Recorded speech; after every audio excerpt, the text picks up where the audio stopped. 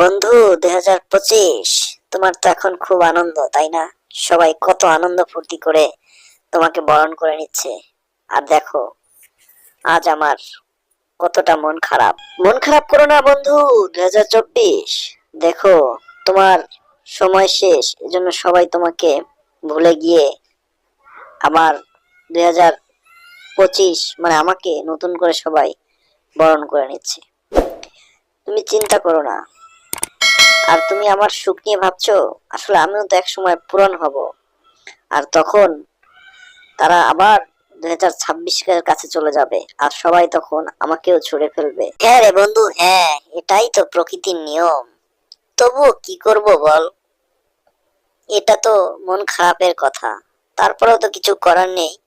অবশ্যই আমাদেরকে প্রকৃতির নিয়ম মানতে হবে, কারণ আমিও তো এক সময় কত আশা আকাঙ্ক্ষা নিয়ে সকলের কাছে এসেছিলাম।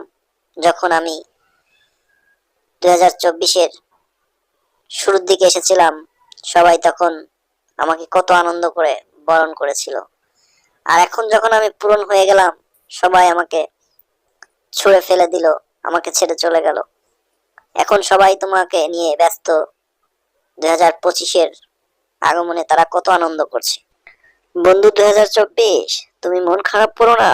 তুমি আবার 364 দিন অপেক্ষা করো, তাহলেই আবার দেখবা মানুষ আমাকে ছুঁড়ে ফেলবে।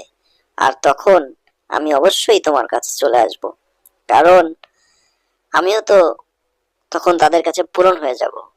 কিন্তু তাদের কাছে পূরণ হলেও আমরা 2024 2025 কিন্তু পাশাপাশি বসবাস করছি। আর অবশ্যই আমি তোমার কাছে চলে আসব বন্ধু। মন খারাপ করো না।